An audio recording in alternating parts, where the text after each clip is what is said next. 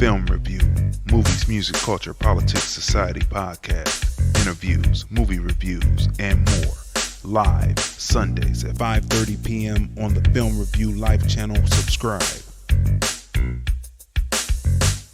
Hi, this is Bernadette Stannis, Thelma from Good Times, and you're watching the Film Review.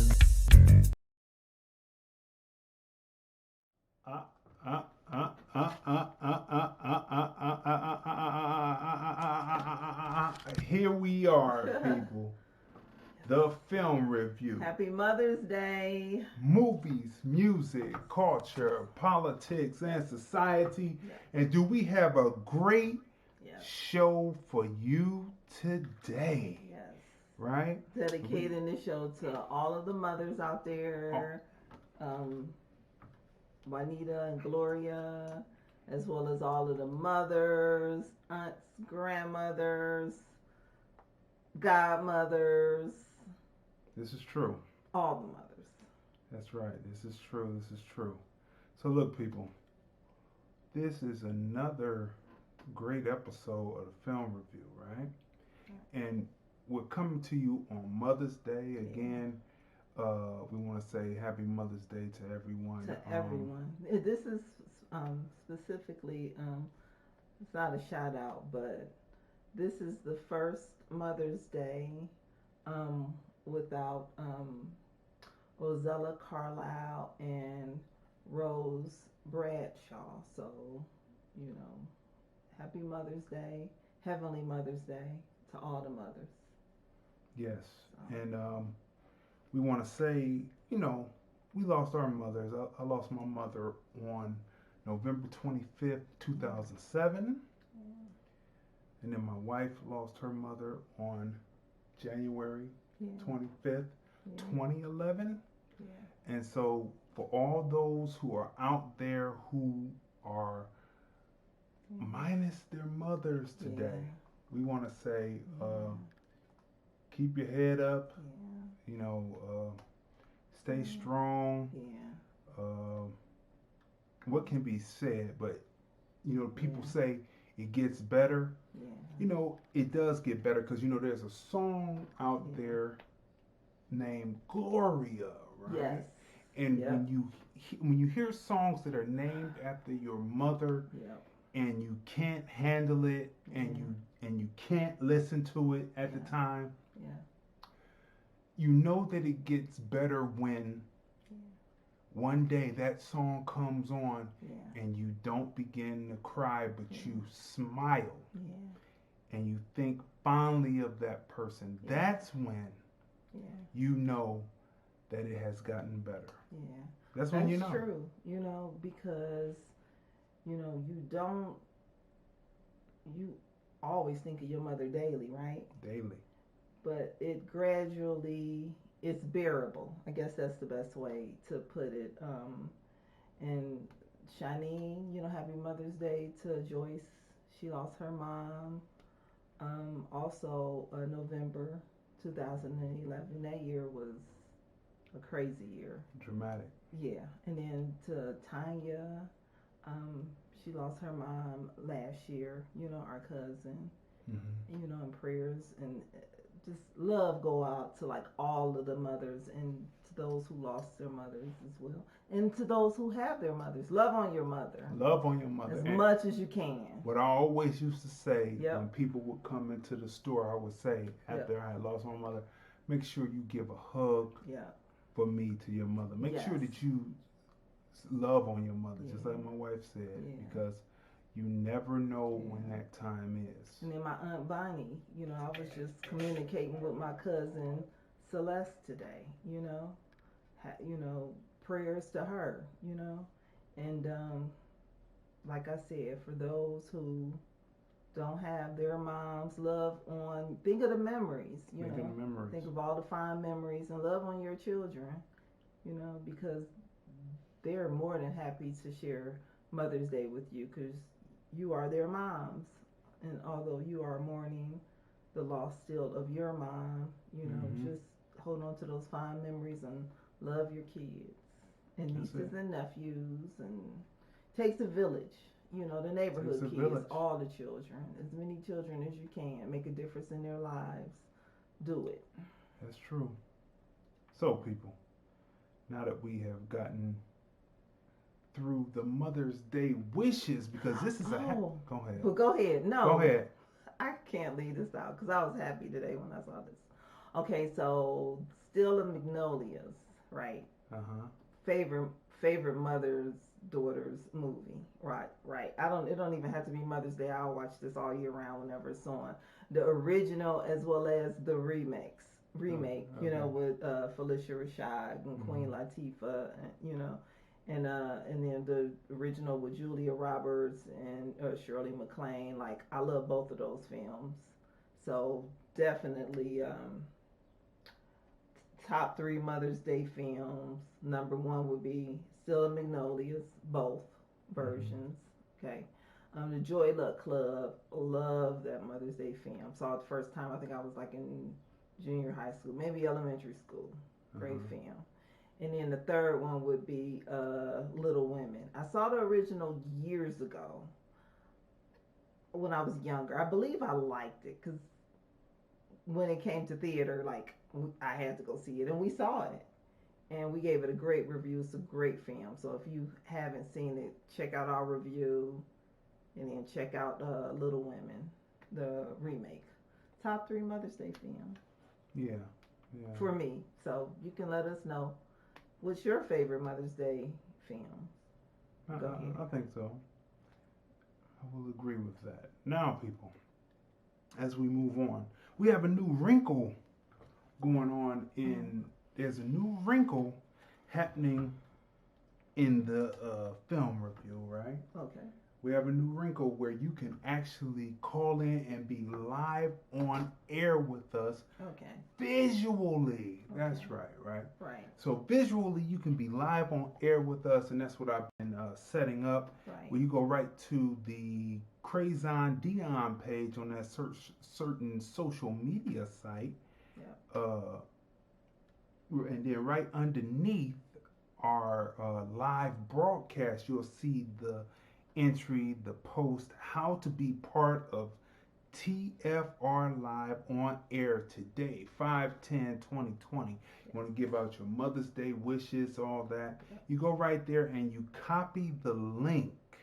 I'm also going to put this link within the description so that you can have it. That's what we're doing as we start to show up and as we allow people to come in today, because this is a new wrinkle within our presentation where we're actually going to be able to have you come on live, video live with us. So the link is posted. It's also posted on my LinkedIn page, which is Crazon Dion. If you're on LinkedIn, you can go there. It's also posted on the Twitter page, Crazy D DVD or Crazy D Film Dude. You can go there and it's linked right there to the LinkedIn, and you can go right there and copy it and paste it and come right on with us, right? Yeah. As soon as I get this here, trying to get this to act right here. Okay, that's good. It is a beautiful day, but it is like hot. Yeah, it's hot today because we're under the light. We're under the lights too, and it's hot outside too. We're under the lights too, and it's something. So right in the comments right now, people, I'm getting ready to post the link because we're working out the kinks, and why not work out the kinks with our people? So the link is there. All you gotta do is just copy the link, and then the instructions are also printed right where we come on. I want to copy this whole thing and put the instructions in, so you'll have the instructions too on each step to do once you come on. All right, so it's there in the connection. You just come on in and we'll go from there, and we'll be talking to you shortly, right? Okay, people, so we have a great show for you today, jam-packed. And right now, it's time to go to none other than the how was your week in a presentation that we always call the Film Review Podcast Blurbs. Yeah. So, how was your week this week? Well, the government, I guess, has slowly opened up each of the different states, right? Yes, they slowly opened up each of the different states. So that was pretty good. But the only problem is, still, I only kind of, went out for the essentials. Right. Groceries, but other than that, drove around. Still wore the mask and gloves. You have to protect yourself, but have to. I was upset. I was perturbed when I saw people who were walking around without wearing a face mask, as if they didn't care. Because how many times have we seen loved ones, whether it's in our families or friends or just strangers from just watching stories on the news or social media, people dying because of COVID-19, right? Right. And how many times have we saw our healthcare workers practically beg us to wear the PPE, wear your mask, cover your face, because we have people on the first line who are dying and they're tired and they're drained and they're begging us to wear masks because we need to stop this virus. And these people are walking around. To me, it's like you're giving the big finger. Yeah, this is true. Right? To the people who are risking their lives on the first line, whether it's healthcare workers, whether it's customer service, just everyone. Yeah. And then I'm seeing toddlers, you're walking around toddlers, and what if you get on the news? We already saw that now children are able to catch this COVID-19. Catch an offshoot of COVID. Offshoot, right. And so, and it's just where you can see where their skin is breaking out, right? Yeah, and then it's just so many other things. It's just horrible, right? So we have, right now in the United States, we have 2,000 deaths a day in the United States. Nearly 80,000 dead, and people are making this political. Not only are they walking around with no mask on, which we're going to really delve in more, but they're also making it political. They made this political, right? They politicized and talked about dumb Donald Trump through all of this. Right. And then all of a sudden it comes to the time when they have the phase one, and then all of a sudden everyone is believing everything, and they're out there so much going out there believing it that they're not wearing a mask. Like, how much freedom can you have? So you're supposed to be following the phase one rules, the guidelines, but you're so sure now that you're walking out without a mask on, without gloves on, without protection on your sleeves, without protection on your legs. People walking around with sandals. Yeah, it's hot, but you cannot feel anything in a minute. You know what I mean? So just now I'm reading Reuters, Beijing, and it says Chinese authorities reported today what could be the beginning of a new wave of coronavirus cases in northeast China. See there? Because it's supposed to be a second wave. And remember, anyone who's been following me on that certain social media site on Crazy Dion, I've been writing and I've been talking about what the scientists had said originally, that it will be 18 months, which is a year and a half, to 2 years of needing to be in quarantine for this because of what had happened in 1917. All right? People aren't listening. When we go out, we are fully covered from head to toe. Yeah. You know what I'm saying? We got jackets, jeans, socks, no sandals. Right. You know what I mean? Yeah. We got shoes, jeans, long sleeve, light jacket to cover up the arms, gloves, mask, and covering for the hair. You know what I mean? Because if you don't care about yourself, do it for your fellow human beings, okay? I mean, I saw like a family, in the grocery store. They had on a little mask on their little boy. He looked like maybe he was between 4 or 5, and he walked around with his little mask on.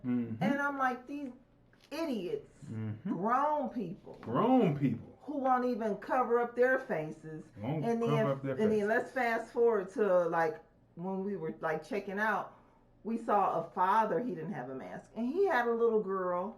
She was about 3 or 4. Yeah, she didn't have on a mask, and I'm like, why are you not protecting yourself and your child, as well as like you could possibly get a virus to just anyone else in the store. I mean, so it's just like when people like do that. I mean, it's just, it's so frustrating because you have these doctors and nurses who are also committing suicide, right? Yeah, they are. And then they're crying and begging to you. They're like, look, we're on our last leg. Everybody, let's follow the proper precautions to get rid of this COVID because we on our last leg. What do we do when there are no healthcare workers, right? What do we do?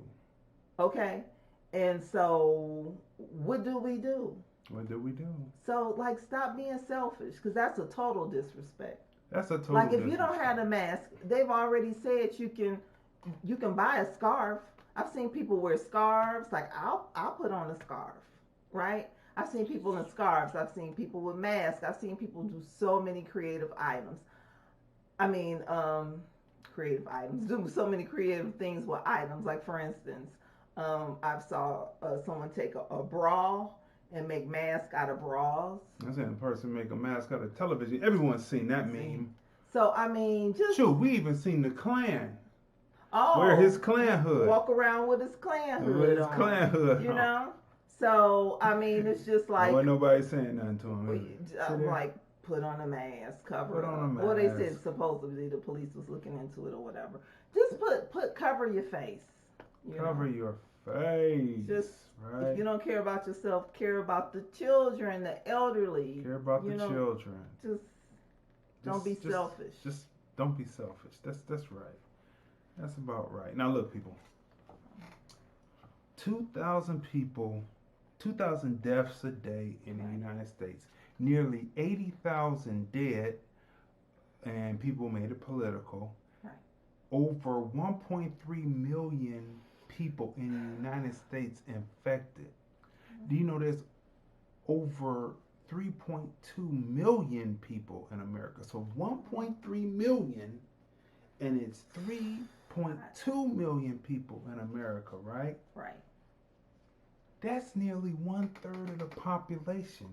And the scientists are predicting if this rollout is done wrong, we could be looking at 80% of the population in America being infected.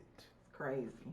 With COVID-19. And when you told me that, I was telling you that I had read that they had 70%, which freaked me out. But when you said 80%, I was just like, oh my goodness. And then to go out in public, now that the state is opening up, we're doing phases, all over the country. So we go out and we see more. We talked about more people on the streets, more cars on the road. And we see all of these people walking around without a mask. And then I said, okay, well, this makes sense. I see the 80% now. 80% population, yeah. It's crazy. And see, right now, Las Vegas did pretty good with this because Sisolak, our governor, shut it down immediately. And now this first wave is happening. And I can see that the responsibility, because they're relying on the American public to be somewhat responsible. Right. And we can see who are not responsible. We can see that this is going to be a situation. Listen, phase 1, reopening America. No mask, no gloves that we saw, right? We had 50-50, right?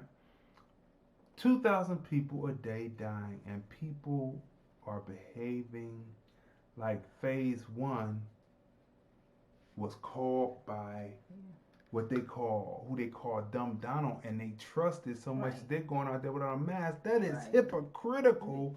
Kind of like taking the stimulus money, right? Excuse me. I did the Wendy Williams. a burp, so excuse me. Oh, okay. I don't think people heard it. All right, people, look. I'm hot. Losses. We've had losses in just this week, right? Franz Snyder from Kraftwerk, the founding member of Kraftwerk, passed away. Yes. Andre Harrell, founder of Uptown Records, discoverer, the person who discovered Puffy, passed away. Yeah. Roy Horn from Siegfried and Roy, the tiger act that was out here, right, with the white tigers in Las Vegas, passed away. Right. Betty Wright passed away. Yeah. And one of the heavies out here, Little Richard, passed away. Yes. The founding father of rock and roll. Yes. Right? Yes. Passed away, right? Yes. Yep. So, I mean, this has been an interesting week with all of this happening, right? Yeah. All right? So, again, people, you can get on live with us by copying the link that we have in the comments, right? Right. You know, you copy the link onto your desktop, right? Chrome. It has to be desktop Chrome. Right. Once on the platform, it'll request permission to access your camera and microphone, right? Once it accesses your camera and microphone, you'll be able to enter your name and click join, and you'll see a red indicator light indicating that we brought you on live to speak, right? Yeah. So we want to keep on pushing that so people come on in, right? Armand Arbery, right? Armand Arbery. All of this is happening all at once, and everything is kicking up along with how the police are handling certain people, handing out masks to certain people, and doing something different to black people, right? Now, well, my thing is, how long does it take for you to get through your head that everything is not the same for everyone? It's in history. You have to learn it's not all the same, right? But Armand Arbery, right? Right. Arbery, not Aubrey, but Arbery, right? Killed while jogging back in February, Black History Month. Right. He's jogging around now. Yeah. My thing is, everyone is posting this picture, and everybody's saying justice for Arbery, and they arrested the two people, kind of like they arrested Trayvon Martin's murderer. These little things come in handy, right there, right? These are cooling rags, people. Yeah. That's right. I remember I was down at the radio station, and a certain person asked me in front of a certain district, council person, asked me, "What is this blue rag you have in your hand?" And I had on, and I said, "Well, this is a blue rag from the Film Commission, right? The Nevada. See this? Nevada Film Office. Let me see how this. Oh, I swing it the other way. Nevada Film Office, right? And it's a cooling rag. You wet it like when you're out in the desert filming, and you are, and it stays cool the whole time, and it keeps you cool even under the lights. Yes. And what I often ask myself is, why is it that just because it's a blue rag, that it has to be almost assumed that it has to do with gang ties? When will it be time for a black man to be able to walk around with blue or red and it can just be innocent? Why does it have to be checked on to make sure it doesn't mean something different than what it means? Why would it appear to be nothing more than a cooling rag? You see what I'm saying? And that brings me to, I was out shopping on Friday, right? Right. And I was coming from out of a store, and there was this old white bum. He's an old white bum. And he was walking down the lane, and I thought at first he was asking for change. And he was like, looking looking for weed. I thought he was looking for change. He said, looking for what? And so I said, no, I'm not looking for change, right? Mm-hmm. I said, I don't have any change, right? He said, no, he had $5 looking for weed. We better go weed. Right? He's looking at me. And he says, looking for weed. I said, no, I don't have weed. He just knew you had weed. Oh, yeah, but wait, that's my point. But see, there was a mixed couple. There was a black woman and a white man, and with some other white customers coming out the store. Mm-hmm. When they were coming out, they were at the same time, and then as he walked past them, he didn't even ask. But he assumed that even a bum could bring such an indignity to a person who doesn't use, doesn't sell, never did, never will, and so here we are. It's just the indignity of it. And he said, $5 won't read. I couldn't understand what he was saying. He was talking some kind of foreign language to me.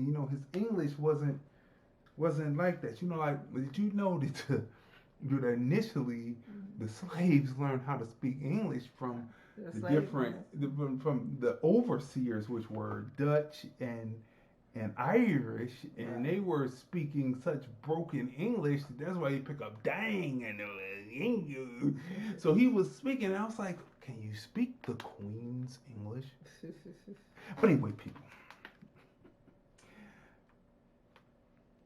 Armand Arbery killed while jogging. How is this going to play out? We just said, they arrested him, and everybody feels that they did their thing over the internet, and yes, we did this over the internet, and they got him arrested. Okay, so they arrested him, and they couldn't afford bond because they're just some country, they're just some country crap. Okay, and they couldn't afford bail, right? They couldn't afford their bond, so they're gonna stay in there, right?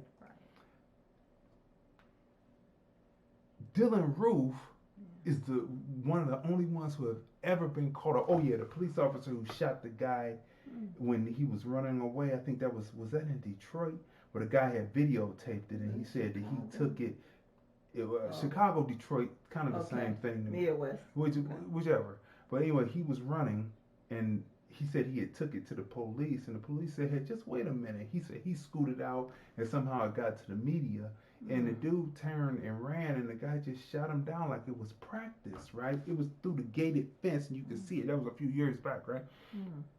He was running because he had warrants for child payments. Okay. Child, what's that called? I wouldn't know. I don't have children. Oh, yeah. Child support. Child support. That's it, right?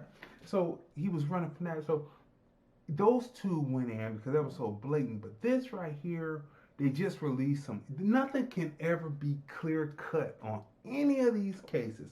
Nothing can ever be clear cut. Here this guy is. They say he ran every day, but now they got footage. He ran in 2 blocks away from where he lived. Yeah, but he was jogging. But they say now they have videotape of him stopping at this house that was pretty much gutted, but it was being remodeled. Right. And they show him walking in, and then they said that's why they were doing it, chasing him for a citizen's arrest. Nothing can ever be clear cut. What was the guy doing? And the thing is how many times, because you've seen people running and jogging, and they'll stop when there's a house for sale if they're interested in that neighborhood. And they'll read the sign, and they'll stop and walk and get on the phone or whatever. But this young man saw a house that was being built, right? Being remodeled, right? So clearly, he was interested in the neighborhood because he was running there, and it was near where he lived, which is 2 blocks away. And he probably innocently went in to see how the house was constructed, right? To see if it was something that would be a layout that he would possibly be interested in, right? possibly Or purchasing a people house who in that are neighborhood. modeling that house because they put their information up whenever they're remodeling. That's right. Or whenever they're constructing a house, or to put on sale to sell a home. Right. That's so right. I Real mean, simple. and it's just like, come on, real simple stuff. This man was a professional. Come on, he was. So, but anyway, crazy. so they're going to try to push this through. And how many times have we seen this play out? Many times. And then when you see the certain lawyers come forward, right. and then they're all of a sudden speaking, right. then you know that this is going to be a civil suit situation where right. where the person, they may not be found guilty, but there may be a civil thing where the people have to pay out, and then the people get a settlement, except for one thing though. This isn't police officers where a state or a federal or a state organization is going to pay out. This is a situation where the person has to be convicted, because these two yokels don't have anything, it appears, except for their alliance to a white nationalist organization, right? They don't have anything. So this is going to play out, and if it plays out unfair, what are you going to do about it? Because this right here is crazy. I mean, it's just like I heard someone say on television today, a modern day lynch mob. But see, that's what I'm saying. They can do this to you. If they get away with this, they can do this to you. Just because a neighbor or whoever don't like you, they can corner you with a couple of their friends or relatives or whoever, to you or to your children, and they can shoot you, and it's crazy. So it's no way that they should get away with it. But the main point is people have gotten away with it, and what are you prepared to do about it? Right. This is a hamster wheel situation. Time to get off. Being on the hamster wheel. Right. Everybody gets built up. Right. Then they get upset. Right. Then the people get off. Right. And then after they get off, nothing is ever done about it. Right. And it doesn't matter if a Democrat is in office or a Republican is in office. They did the same thing when Obama was in office. As a matter of fact, they did more killing. Right. The reason why the killings are starting up again is because white folks feel helpless, and they feel that they're on the same level as black people now, because they have to get assistance because they've lost their jobs. And anyone who knows history, all you have to do is just look at the most famous Tulsa, Oklahoma, 1921. The economy was down for the whites, but the black economy was booming. They went in there and destroyed that. It doesn't take much. Rosewood. It doesn't take much when they feel downtrodden and they feel as if they are not a power. This is what they do. So these killings are pumping up. But the question is, what are black people going to do about it? The laws are changed. Yeah. The laws are changed. If they are not convicted, and these are on the lower level, they are Dylan Roof. And the only reason why Dylan Roof was convicted, because he wanted to be a martyr. Yeah. He said he did it. Right. These people are going to try to get off. And I think one of the murderers, the father, I believe, was a former, he's a district attorney or something? But no, he was in the police force, not district attorney. I thought he was a prosecutor, I think. Prosecutor? All I know is I saw him in the Klan. All I saw was the Klan flag. That's what I saw. Oh, same which means nothing. Him being a district attorney or in the police force, so what I'm saying means is nothing you to me. would think he would know better, so therefore it's more of a case against him, because you know the law. So for you to do this, it's a hate crime. Domestic. I don't even try to think about how they think. Right. All I'm asking is either you're going to do something about it or get off the hamster wheel every time it happens. Right. You realize that this is happening. If white folks are looking for a race war, if those ones who are in these different white nationalist organizations, same organizations that were spitting on things and trying to pass the coronavirus. I would say that the people who were having those protests, talking about opening the states back up, those same people were passing the coronavirus through that crowd. To each other. To each other so they could go back and spread it because they figured that some of those people have black friends, Asian friends, but let's stay with black friends. They may have black friends and that they could pass it to, and it can keep passing it on, or indirectly it will pass on because black people are in the front line at the hospitals, at the grocery stores, at delivery services, just like it was on the plantation. Always on the front line doing the main work. Right. And you see what I'm saying? Yeah. So when are we going to get off the hamster wheel? Everyone, they hear it and it goes through this cycle. Right. And then these people get off. Right. And then people be like, woe is me, no justice, no peace. I've heard that slogan. I've seen no peace. So we'll leave that right there. Michael Flynn, people. Michael Flynn. Mike Pence says he wouldn't mind having Michael Flynn back in President Trump's cabinet. Oh, okay, did he? Right? That's what he said. Okay. Michael Flynn dealt in conspiracy theories, right? Okay. Mostly conspiracy theories about President Obama, right?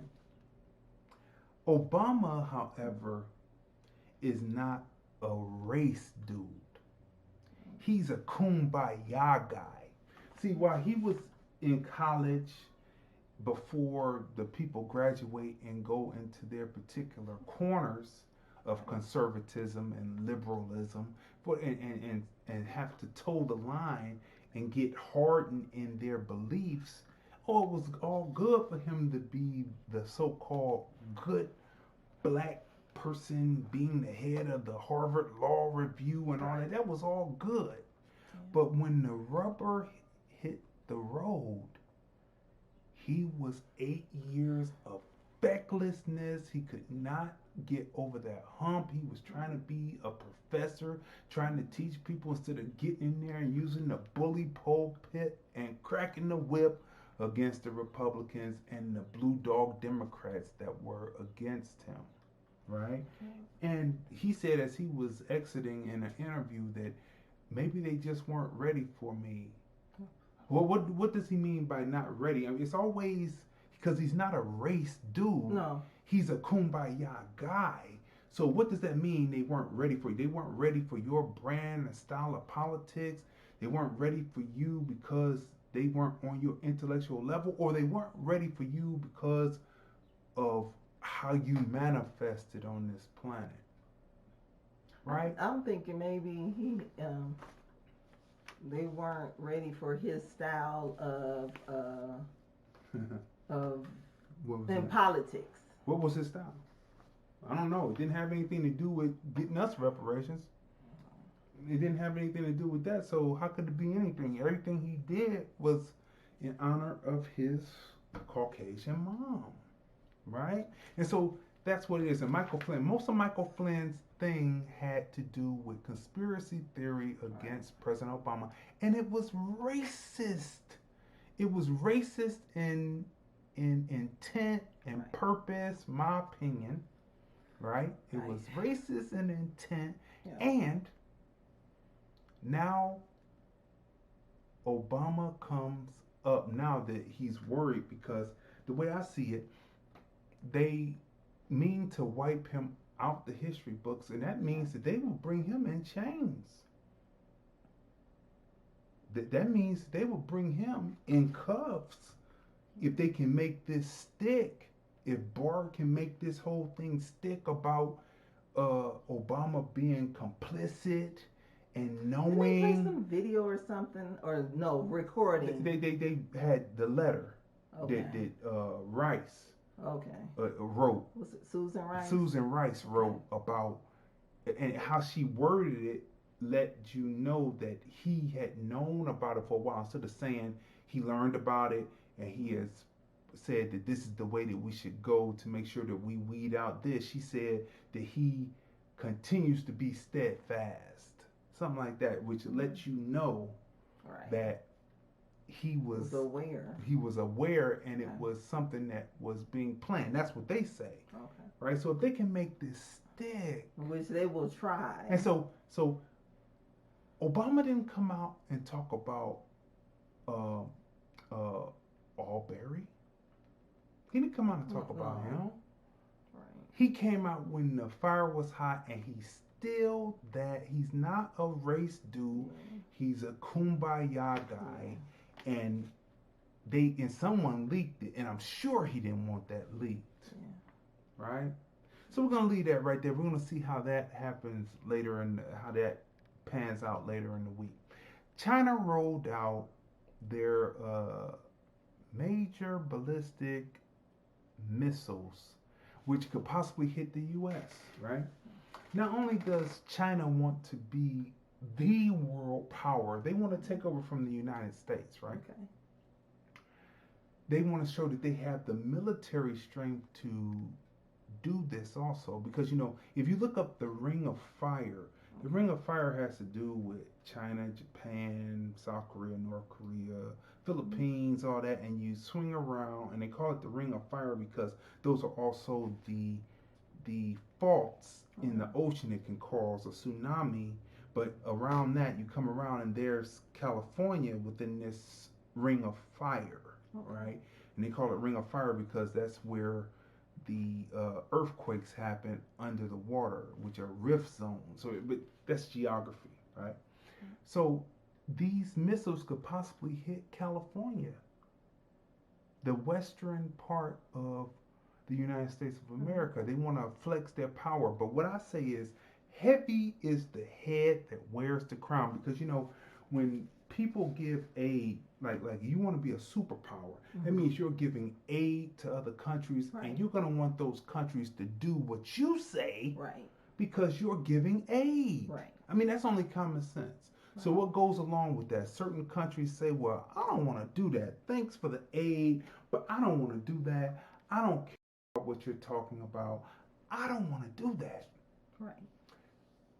Then the country who gave aid, China, we don't know what China's rules are. We don't know what China will want to inflict on people who take aid. Now, take example that China is all in Hollywood right now, and it just came across the information line that American studios are broke. So not only are because of the COVID, so not only is China in on it, but now Saudi Arabia wants to invest in filmmaking. Now, with China there, guess what happened? The same stereotypes are still there being made in movies about black men and women.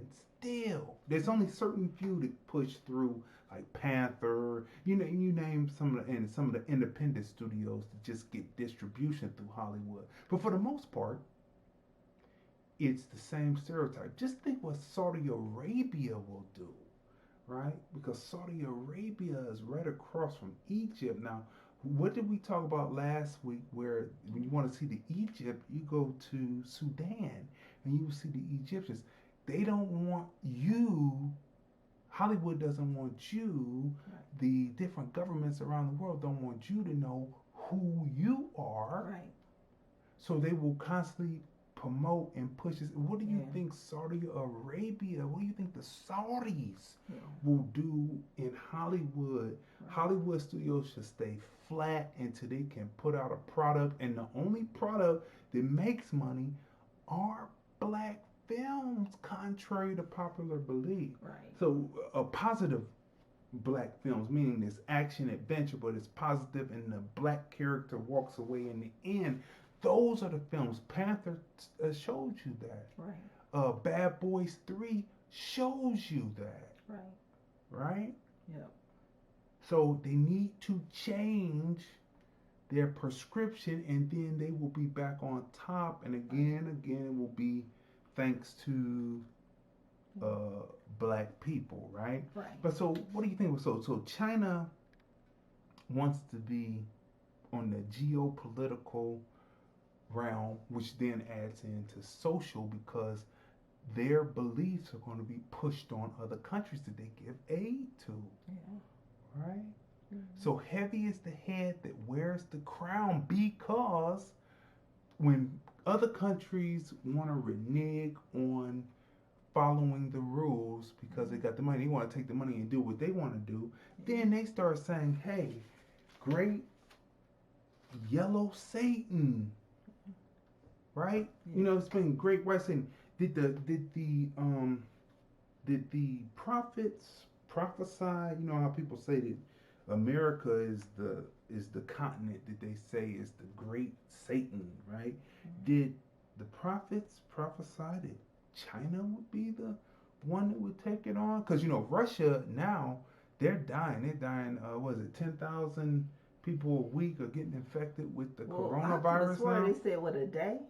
Oh, 10,000 a day that was are last getting week, right? infected by coronavirus.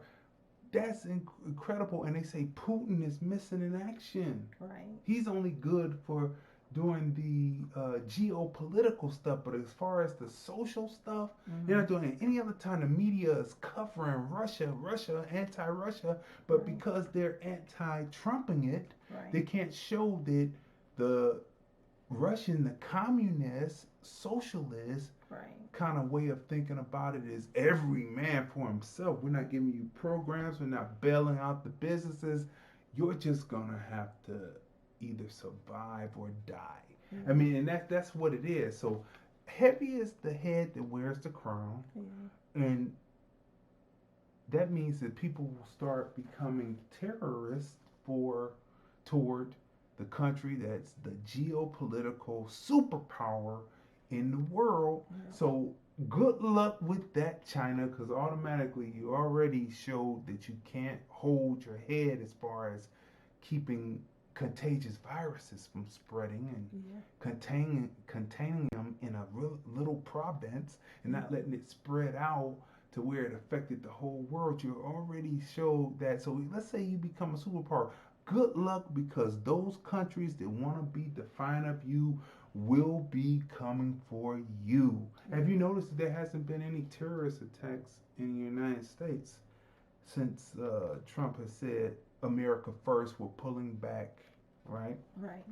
We're pulling back, right? Have you noticed that there hasn't been any terrorist attacks, right?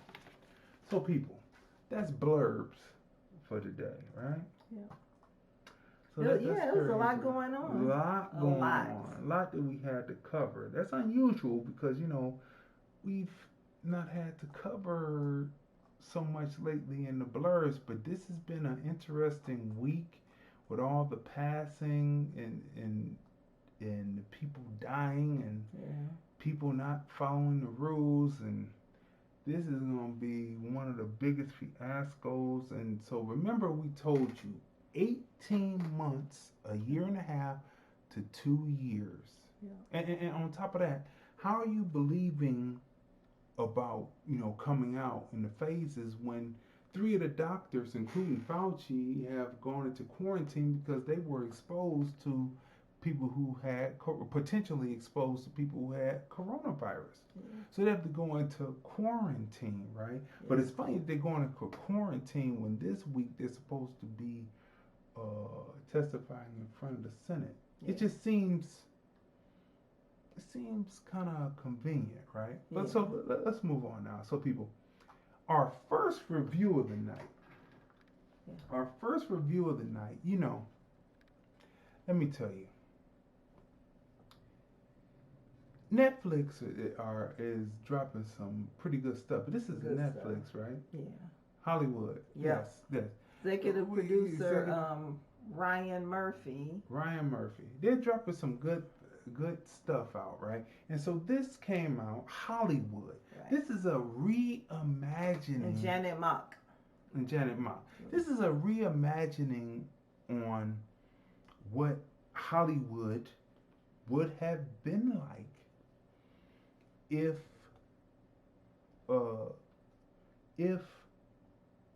everything, if the doors had opened up, if a studio had taken a chance and had opened up and had given opportunity to black actors, you know, in Hollywood, how it would be so much different. Now this was happening in. You could have cut all that short and just said if they weren't so wicked.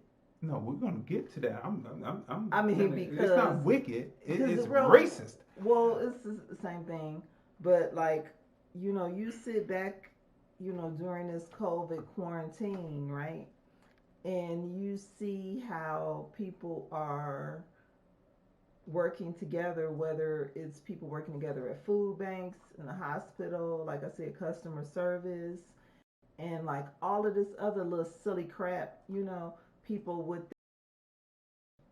inferiority complex, and prejudices and racism and all that little dumb stuff don't matter, because anyone's life can be taken just in a blink of an eye.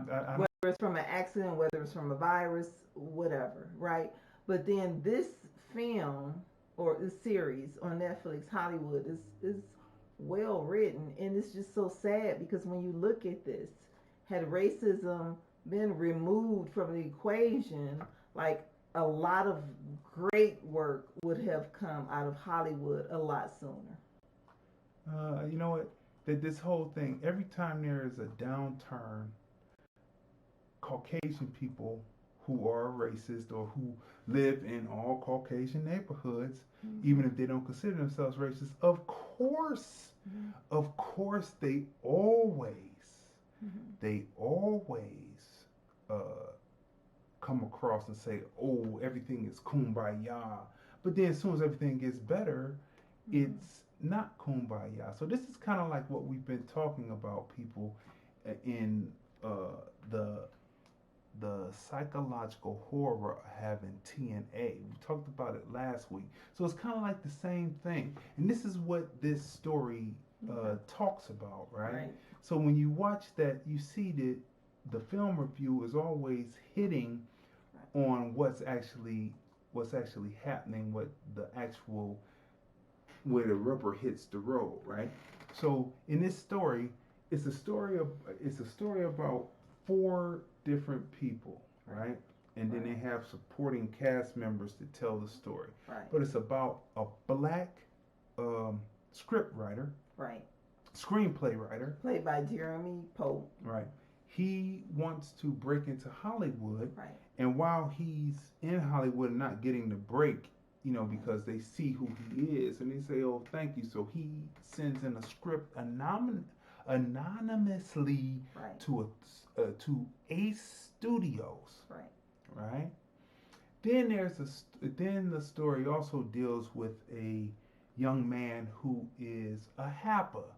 He's white.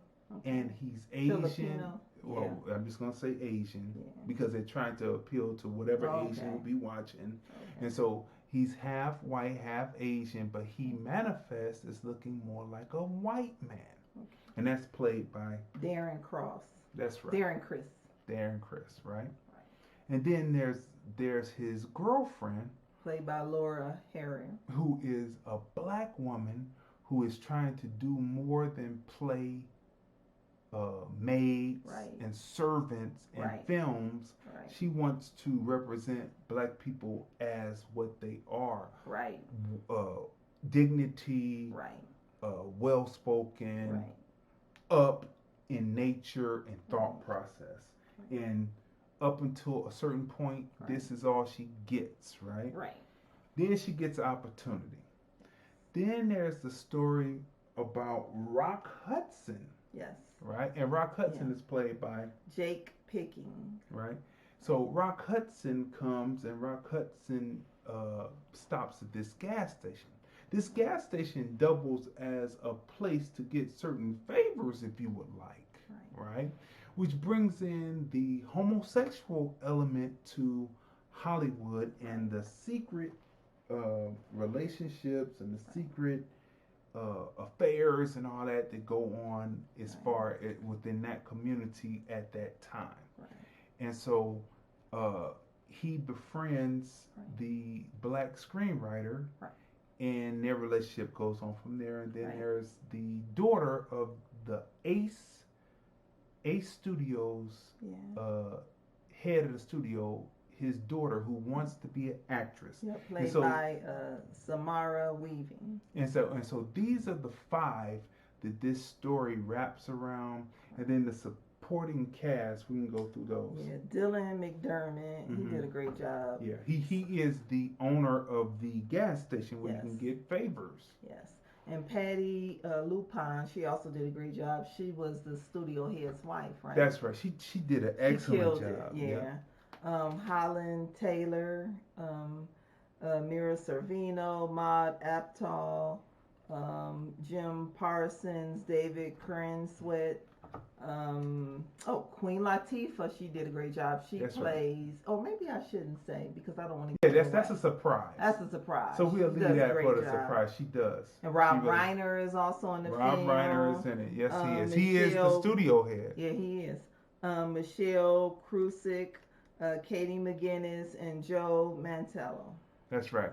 So this is what the story wraps around. So watch. It's 10 episodes? Yeah. It's 10 episodes. I believe it's a limited, unless they're going to do a season 2. Know what? It was really good. So I wouldn't be surprised because on here it's saying one season. Right. So I don't know if it's going to be, like you said, limited. Like I think it's a limited. Like he did series. Like he did with Joan Crawford and Betty Davis. Yeah.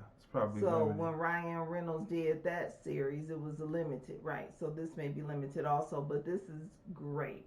I mean, it's well written. The acting is great. Viewer discretion is advised. Yeah, it is. You know, it's very interesting. It's very interesting. I mean, it's so good that you have to.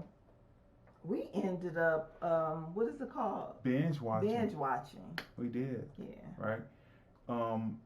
So this it represents what we've talked about. You know how the women have come out and said that all of this Me Too and enough and all that. This is representing what I called I called it many years ago, but I called it about, since we've been doing a program, it's been about a year ago, I called and said that they're going to replace female nudity with male nudity. And this is truly what's happening in this picture, because you don't want to be naked. Don't worry about it. Keep your bras on and all that. We're going to go with males, right? And so what would you rate this show? So that's why we're saying viewer discretion is advised. If you feel that your sexuality is threatened by looking at something like that is well crafted within the story. It's not just gratuitous, but it's well crafted. If you feel that your sexuality will be threatened by watching that, do not necessarily, viewer discretion is advised. For those who are confident in their sexuality, watch this. It's a good show. Plus, it's happening in 1948. That would have been groundbreaking before the 1950s came in to see what happens at a certain awards banquet. After seeing this film, this time period would have been like amazing. Like for the world.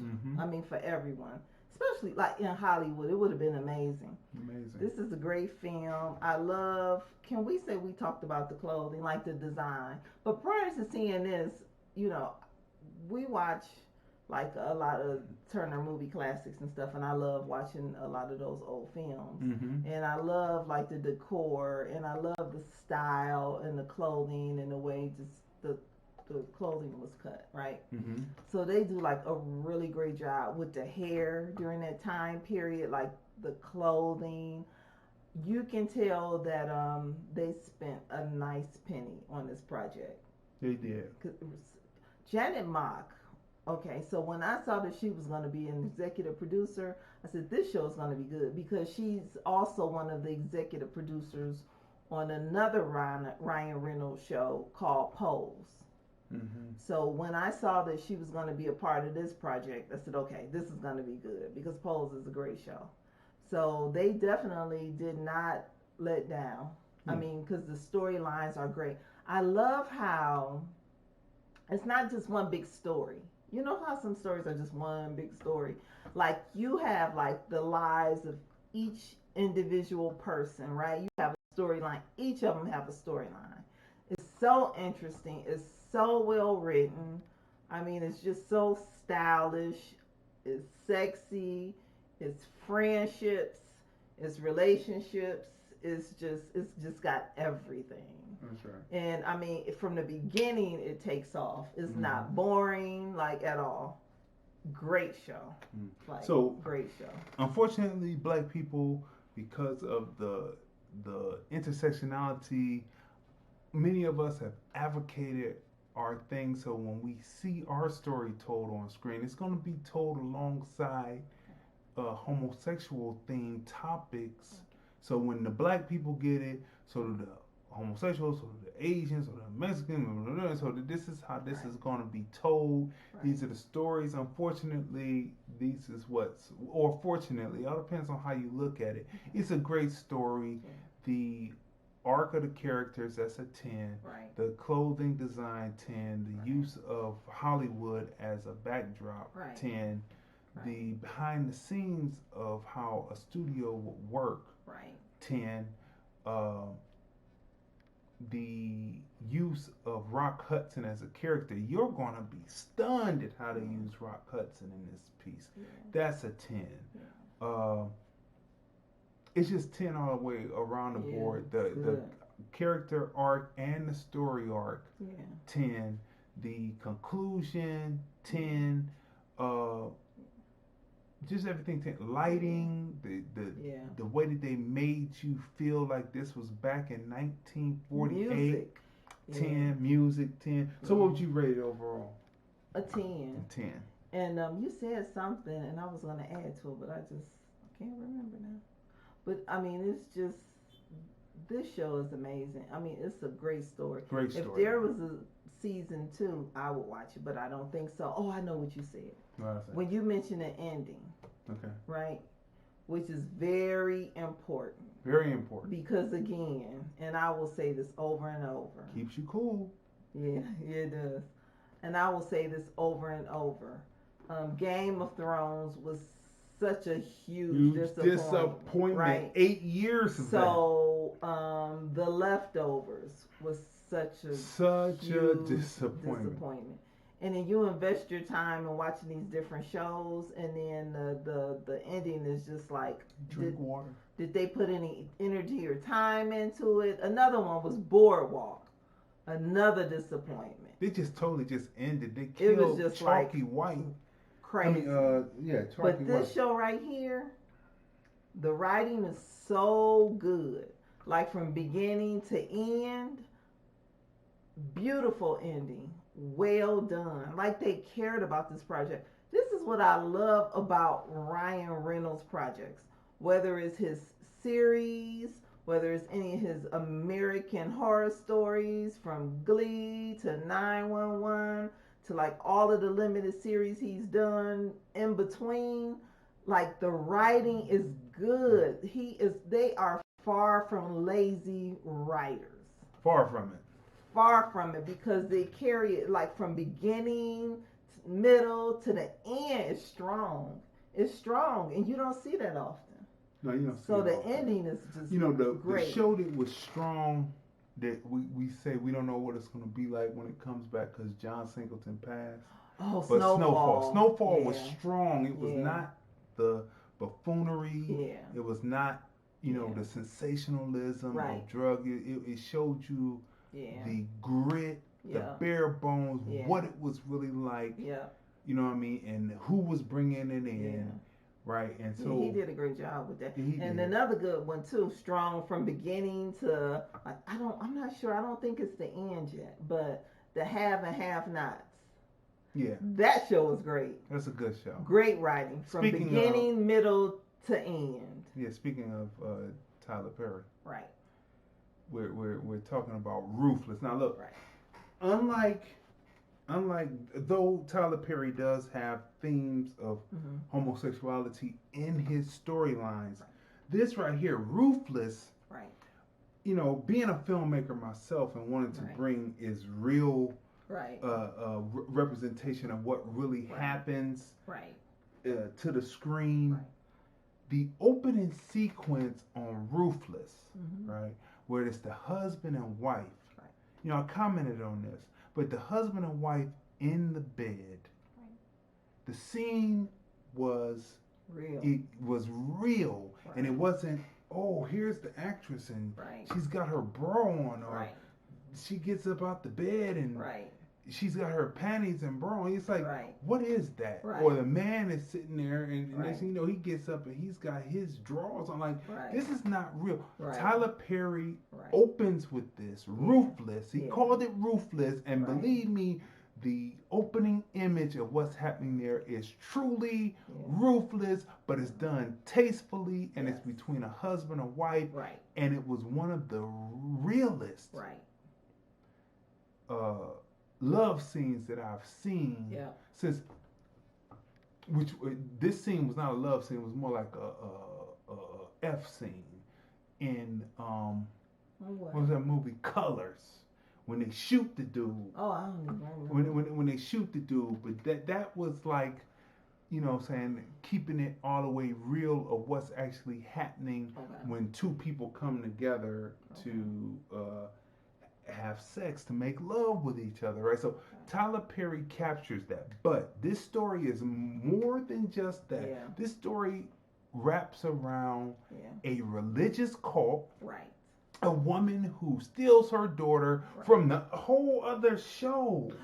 Yes, which is the show we watch. Also, The Oval. The Oval, right? She steals this from a whole nother family. Is it Oval?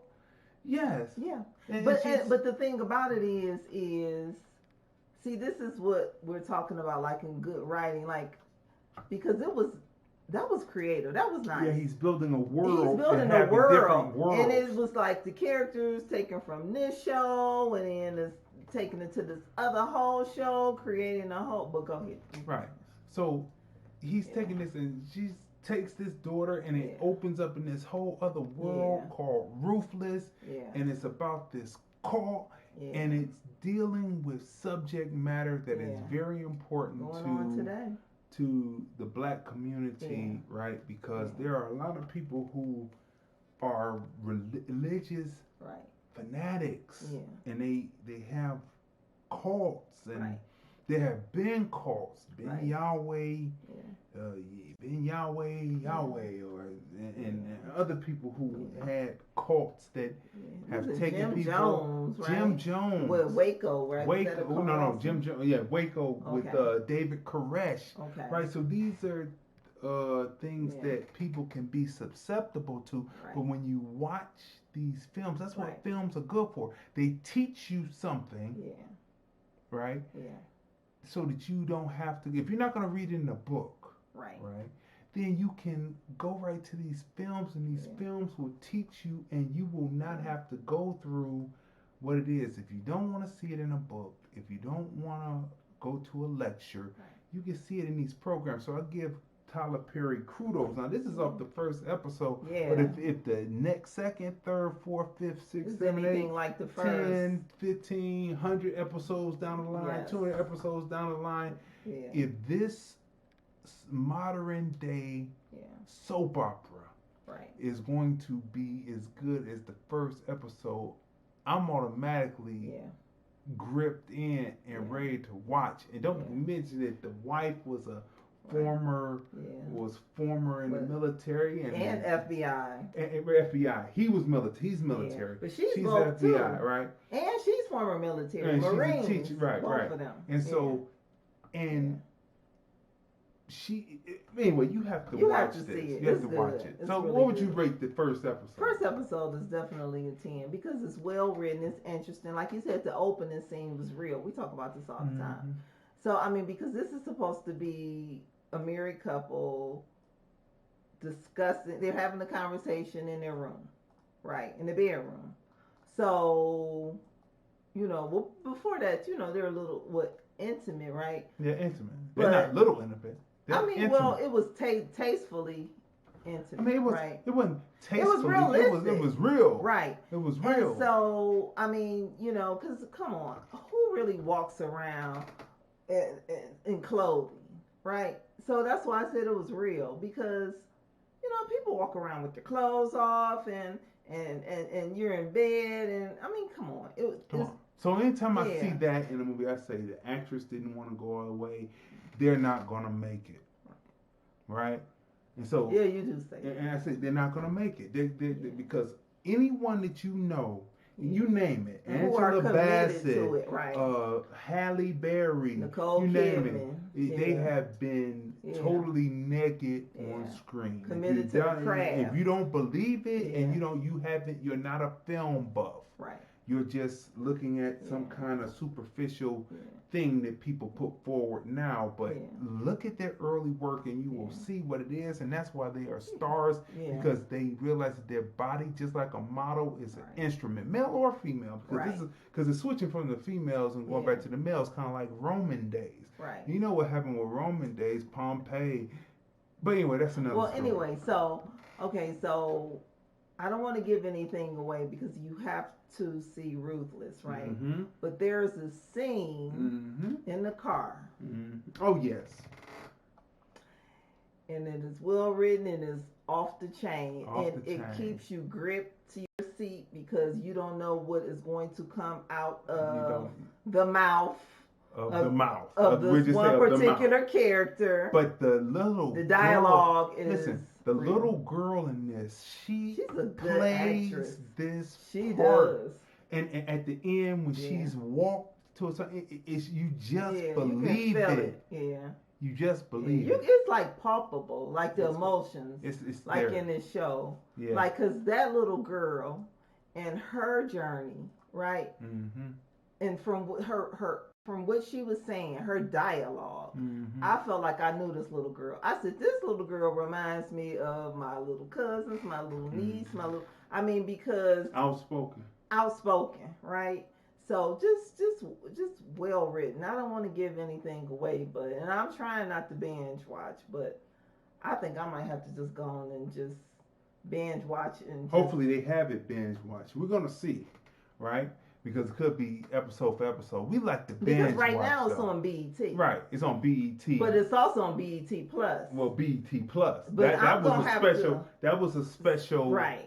That was a special introduction for you to get BET Plus, and which Tyler Perry has stock in. He's invested in because Black people need their own video on demand service. So guess what? I guess I will be watching BET Plus. That's it. So people, I give it a 10. I give it a 10. Ruthless, you have to see it. Yeah. Moving on. Yeah.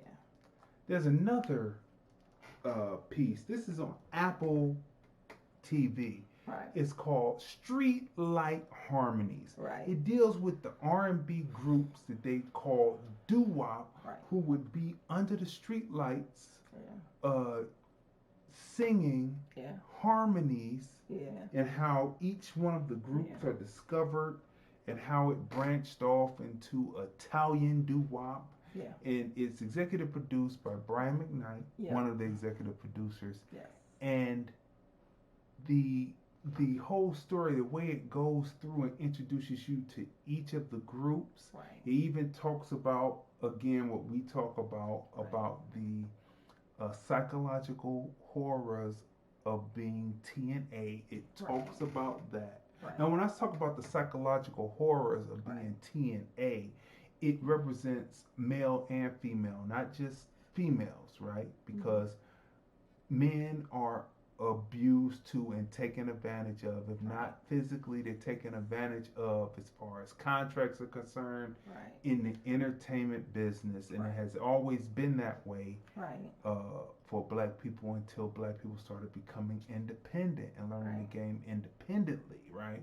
So that's why I always say, anyone who's looking for a deal, why are you looking for a deal? You're just looking to be taken advantage of, But anyway, look.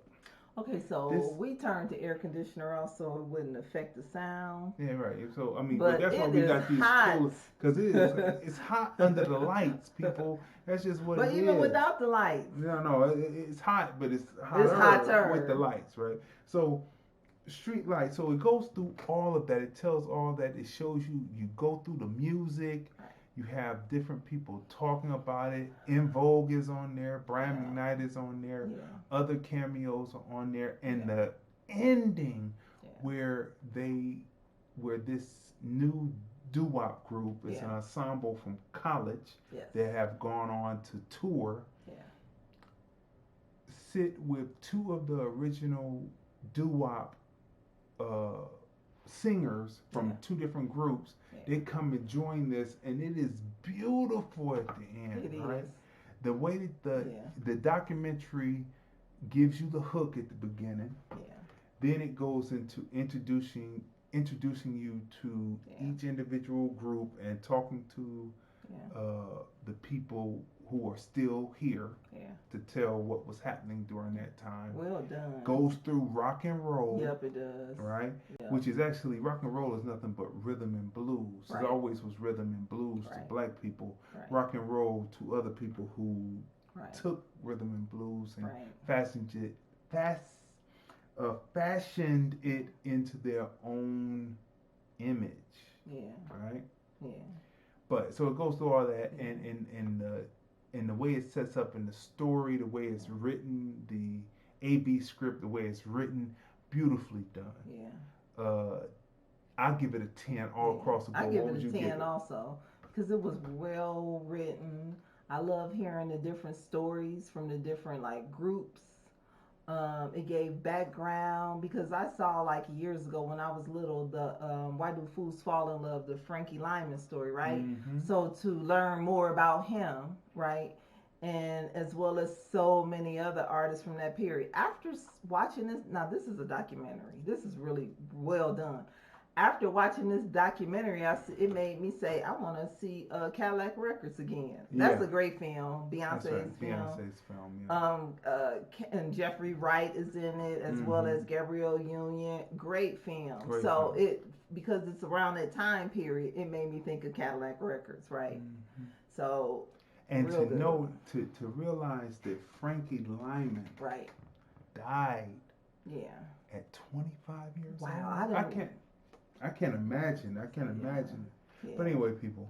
So that's a 10. So you have to see Streetlight Harmonies. Yeah, right? You do. It's a great film. So moving on another, and that's on Apple TV. Yes.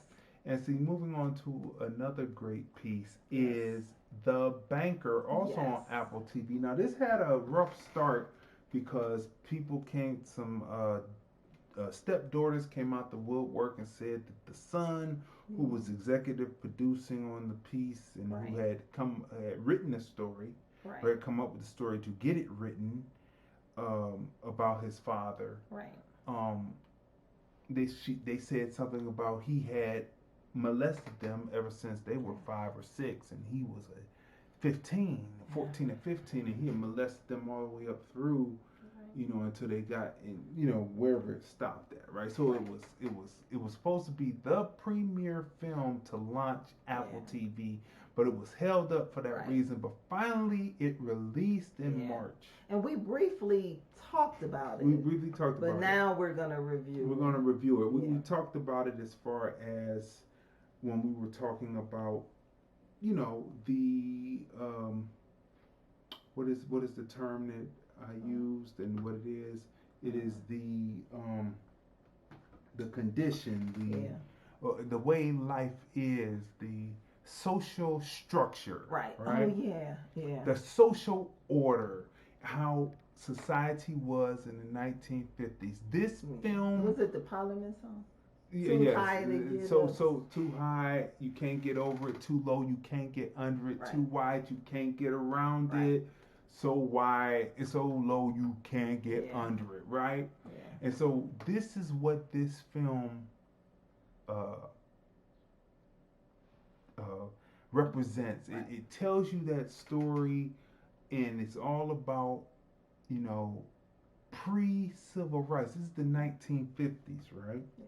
And so this is like battling for your right early because your intellect is there, that you will be able to push forward and you use what's necessary in this time in the society that you live in to get over the hump. Got to get over the hump. Yeah. You got to get over the hump, right? So anyway, it's about a man, a banker. Well, not a banker.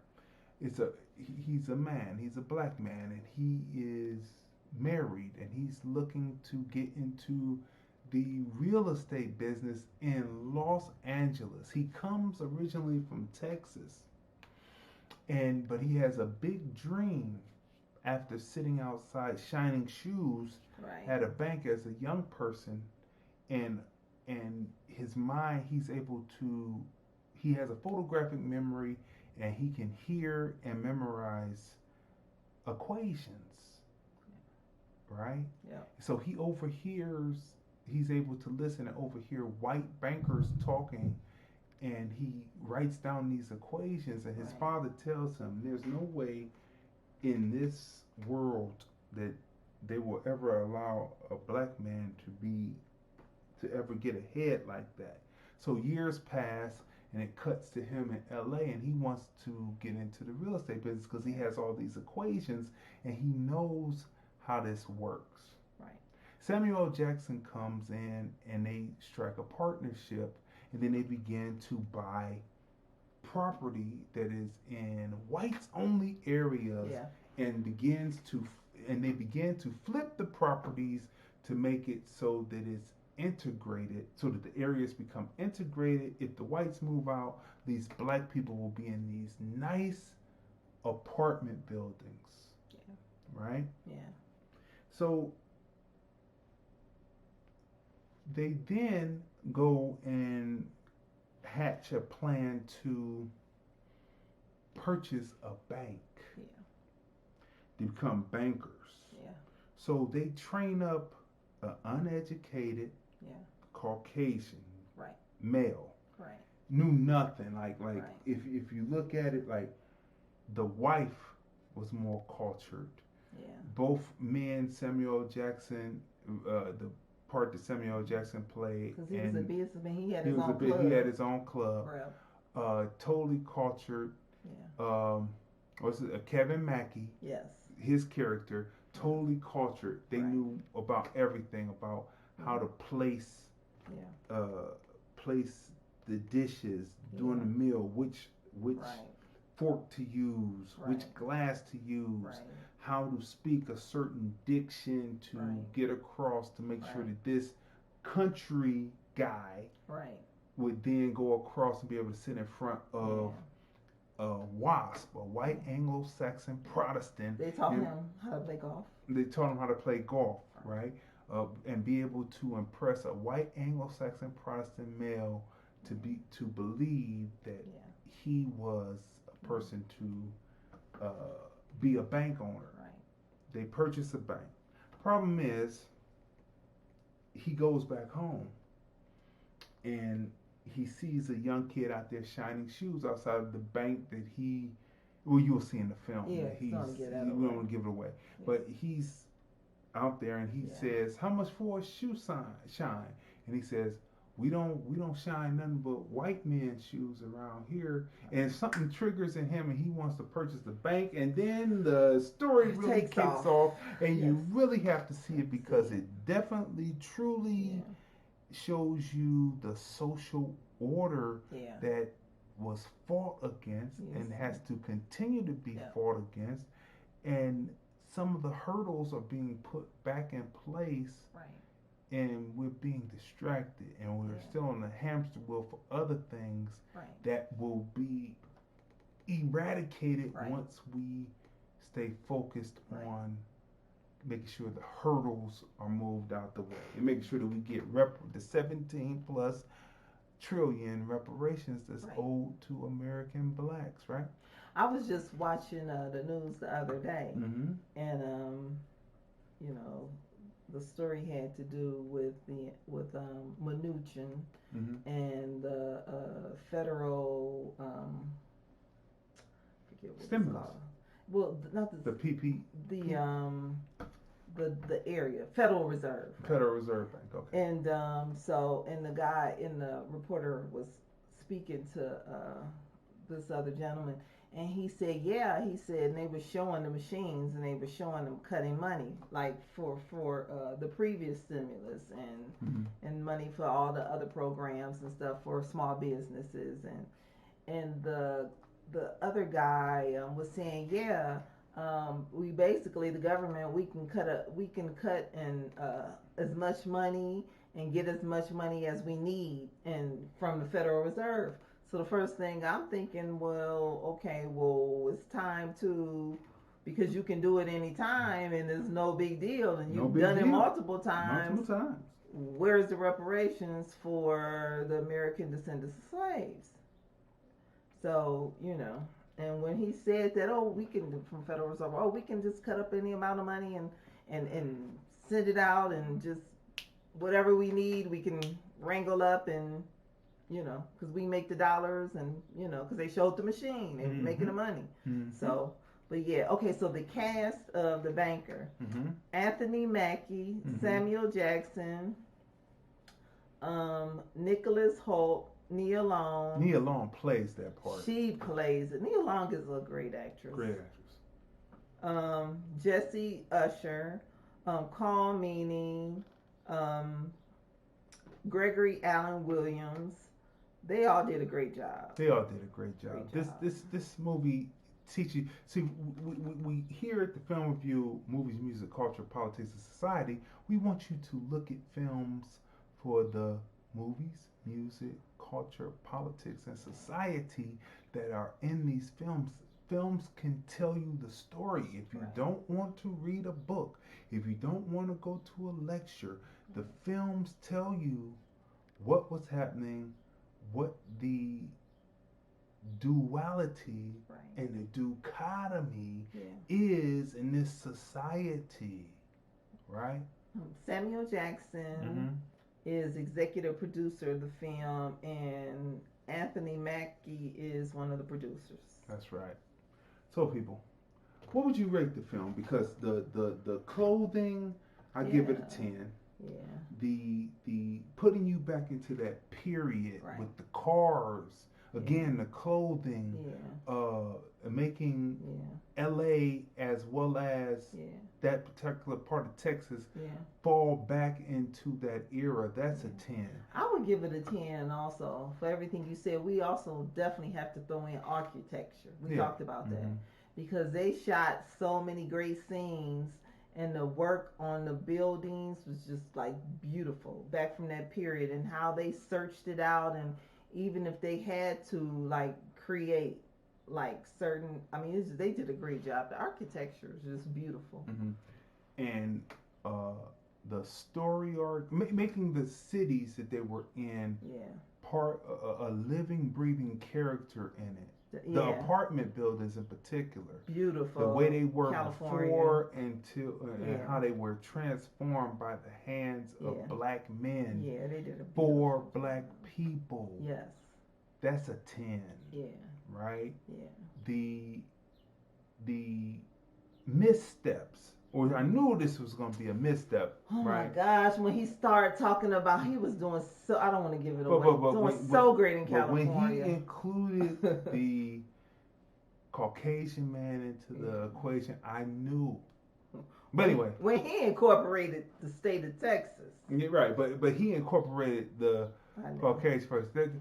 That's a 10, right? That's showing you the folly of it, the 10, right? There is a trope in it that, I didn't like. The white man as savior. You'll see it in the film. It comes closer to the end of the film, before the credits roll, and it's the white man as savior. It's just really ridiculous. It's really ridiculous. It's like really hard to believe. But anyway, so for all that and the character arc of each character arcing, I get at a 10. I would. For me, the whole movie is a 10. It's well worth seeing. Was great. The Banker. Yeah. And the last film review of the night, people, is All Day and a Night. Yes. right? Yes. This film is on Netflix, right? Yep. Is this film one of the great films coming from out of California since Boys in the Hood? Boys in the Hood and Menace to Society? Yeah. Is it? I'm going to have to say yes. This movie is a classic. Yes. It's going to be a classic. It is a classic. It's it beautiful. Should have been in the theater. Yeah. Now this young kid, what's his name? Ashton Sanders. That's right. And we reviewed a lot of his work. Yeah, He's a lot of his work. He's you know what I'm saying? good. It's the one film that they put him in that we went to go see. We reviewed that over a year and a half ago. Yeah. I can't remember the name of the film now. But I do remember saying that he was great in the film. He was good, but it was just that they put him in there as if he was the star of the film, and he wasn't. Yeah, they just used him. And between that and Yardy, we said Yardy all the way. But this right here is up with Yardy, right? Yeah. Beautiful it's a coming of age picture, right? And relationships between father and son, friendships between mother and son, and with girlfriend and friendships in general, and betrayal. Yeah. Everything is in this picture. It is, isn't it? Yes. Mm-hmm. It's about a young man who is an aspiring MC. But this is not what the story wraps around, but that is just a subtext to who he is. You see what he is, and it's a story beat that leads into another story beat that leads into later action into the film. Right. Beautifully constructed by the writer. Yeah. All right? Yeah.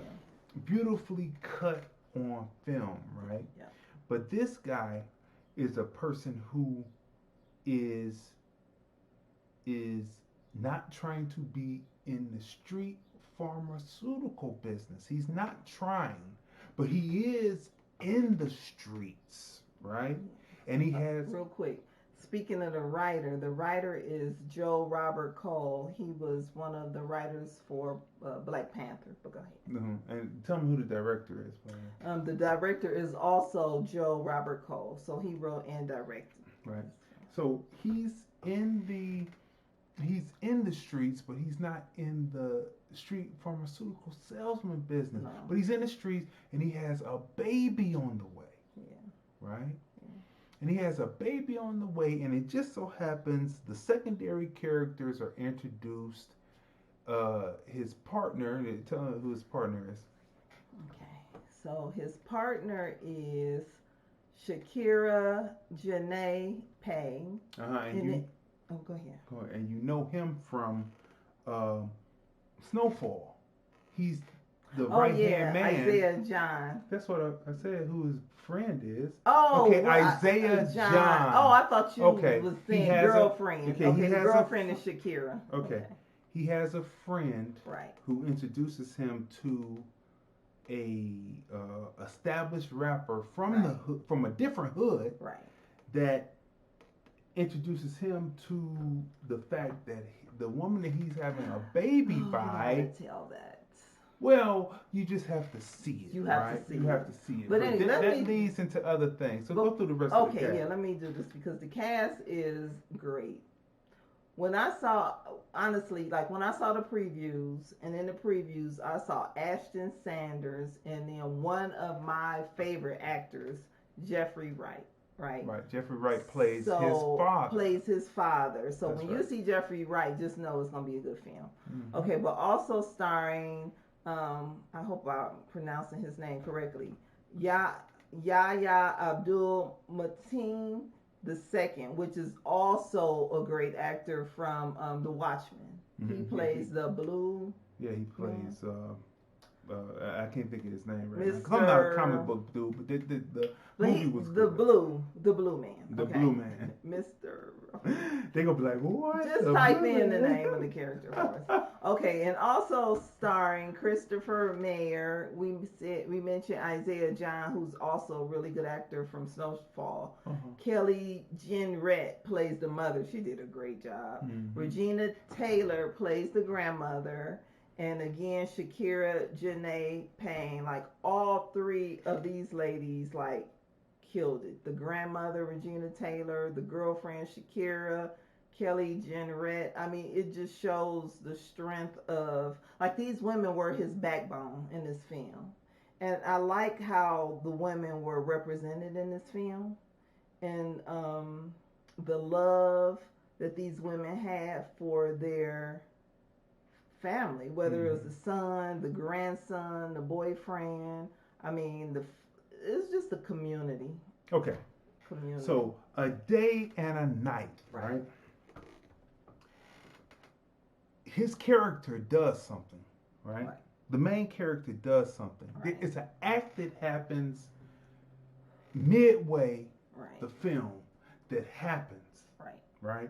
And the way that they tell the story is through real time happening at real time, and then flashbacks, right?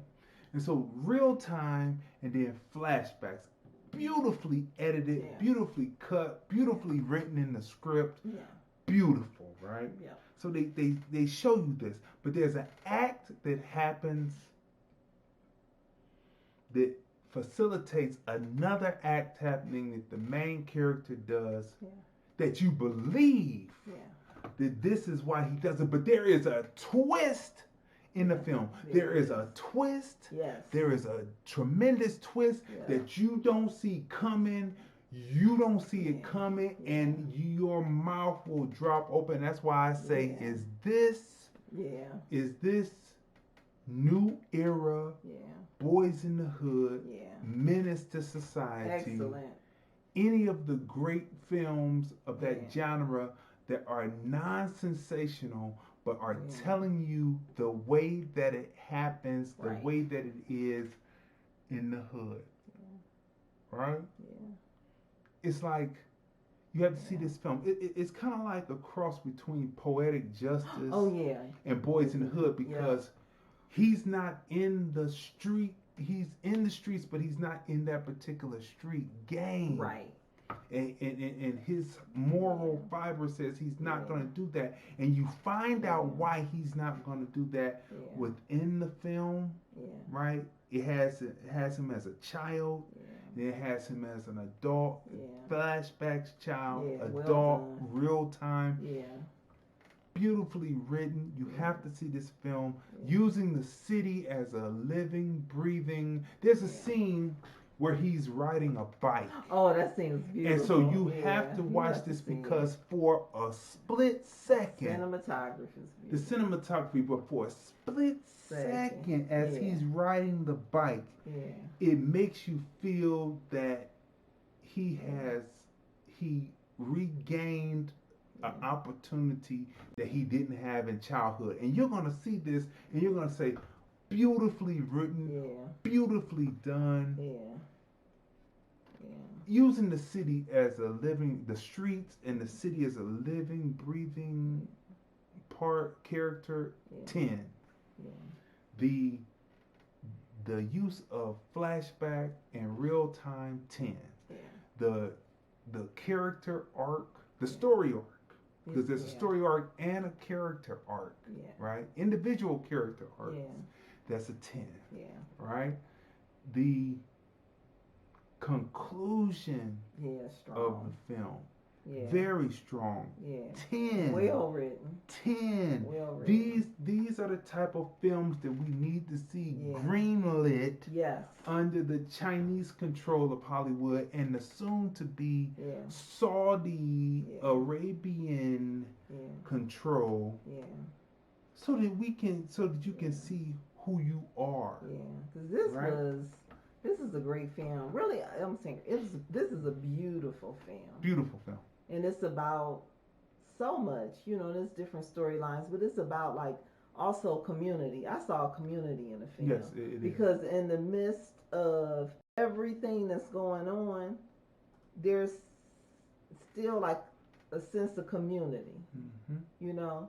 And it's the relationship between when everyone who knows who has had opportunity to have a father in the household knows that the father is hard when you're young. Right. And when you're older, so this relationship between the father as when he was a young child in the flashbacks and compared to when he's older is a very interesting dichotomy. Yeah.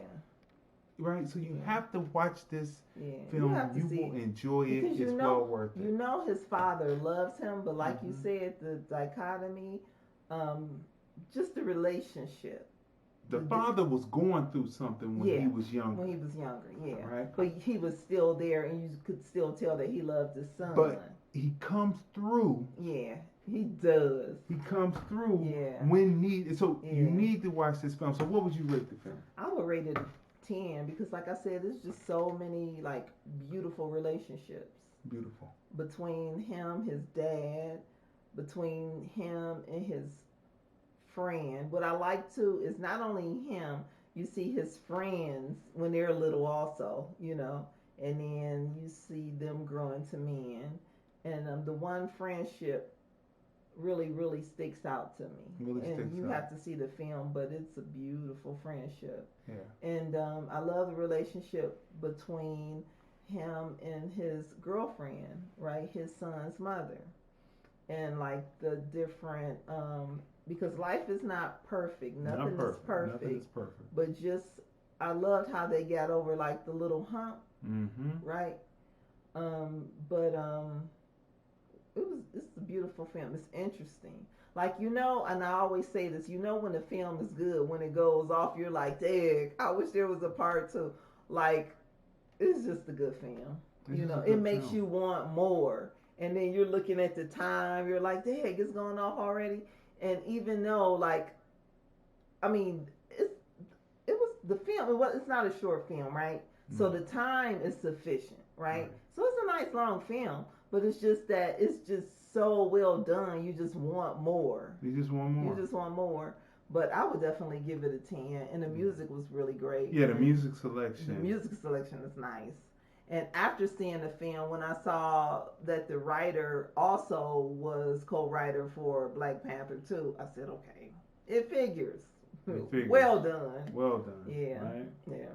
So I give it a 10 also, right? Yeah. So look, people. You know, in our ongoing quest to bring you information, as we come up close, we have less than 20 minutes, so we're going to hit another part of the horrific, the psychological, which is part of the American black politic, right? Right. It's part of the American black politics. So let me bring this up real quick. Bring this down. Bring this up. It's part of the American black politic, right, which is what we've been talking about these last few episodes, right? Coming from, if you haven't seen the episode about Goodbye Uncle Tom, or last week's part 1 of the psychological horror of having TNA, right? Okay. It's part of the American black politic, right? Right. So part 2, we're continuing on, and we're showing you clips from movies that help you understand what's happening in the society. Now, there are a lot of people running around focusing their energy on being in one party or the other, right? And once you realize that the political parties in America are two sides of the same coin. Remember we told you that, you know, they're starting to do, the police are starting to do the killings, and white citizenship in America are starting to do the killings of black people. Again, they had tapped down. Right? But now it's back up because they feel like they're powerless. So they, throughout history, whenever there's a downturn, they have to show their power. How they can show they're powerful? By going after black people, right? And so movies give you this information, and this is what we're putting across, right? So we only have time for one. So as we go on these next few weeks, we're going to show 1 or 2 different clips to tell you. So there are a lot of people running around talking about I'm Democrat and Democrat. You're not a Democrat unless you're actually a politician over there in Washington. We have to get that straight. You vote for a particular party, right? And we're trying to tell people there's no loyalty unless you do some quid pro quo, unless you give us something for our vote. And it doesn't seem like either party is willing to give anything for the vote. We know you can just cut the check. I mean, you can cut the check because you can just bring up, you can drop money anytime. You can drop that 17 no big deal. plus trillion for reparations anytime you want, but you won't, right? So the psychological horror of being TNA, being people who were traded, who were formed in breeding farms after slavery was over. This is what we're talking about. So now, people, in this particular episode, we're going to show you a movie called Blackjack. We're going to show you a scene from a movie called Blackjack, 1978. Okay. Now, I've dealt with people who believe that one party is better than the other, and so they only believe what that party tells them, and they will go along with it, even so much as to go against their own people. And this is what this scene represents, because everything falls in together. Though this is gangsterism, and it's dealing in gangsterism, this scene represents what's happening. So we're going to go through this right now, and we're going to be pausing in between to, tell you about it. So here we go. This is a scene from Blackjack, 1978. Hey, man, get yourself killed, but leave her out of it. You didn't answer my question. How did you know I was over here? Answer the lady, Charles. And while you're at it, you can tell her you knew that they were going to try and hit me today. I don't know you anything, man. You mean you did know? You knew they were going to kill him? You knew where and when I asked you at the club. I told you he was a marked man. I mean, that's all I knew. Now, get your things together. I'm taking you out of here. No, I'm not going anywhere until I get something straight. Now, why can't the both of you get together? There's the $1 million question. It is in films, people. Blackjack, 1978. I'm not going anywhere. How come you two can't get it together? How come you can't work it out? How come there is this organization in between that happens to be Caucasian that is somehow keeping you two apart from one another? It's in film, people. We don't have to keep on being on the hamster wheel. It's told in film. The psychological horror of being TNA. This is part 2, but as we go along, we're going to be showing you scenes as we go along. So you got to watch episode 110, episode 111. Of course, this is 112, episode 112 of the film review, right? And we're going through them as the weeks go on. We're going to show you these different clips, right? And it all starts with Goodbye Uncle Tom, right? And you have to go back and watch that. You have to watch it. Viewer discretion is advised, but you have to watch this because you have to understand what we are fighting against to get off this constant hamster wheel. And why we say, okay, they're going to start the killings up again, and what are you actually going to do about it? So let's keep going. So she asked the question, how come you can't get it together? Let's listen to what they say. Now, this is gangsterism, but this is politics, too. I don't get together with crooks. Nancy, this dude went to prison for robbing. And the first thing he does when he gets out is rob Mayfield. I mean, why can't you see him for what he is? Then why didn't your boss call the police? I'll tell you why. Because the money was mine. It was part of the money that I went to jail for taking. Only I didn't take it. Mayfield did. But I did the time. And I want it. All of it. Bullshit, Roy. Come on, man. It's bullshit because you didn't hear it from the white man, right? Wrong. I've heard that same crap from too many ex-convicts. I've been framed. Now, he's heard that from too many convicts. I've been framed, right? You know, in any great black film, there is some singing involved. So, you know, we had to keep that, and we had to put a little bit in it. So that's what's coming up next. But look, it's because you didn't hear it from the white man. See, that's what it is. Like,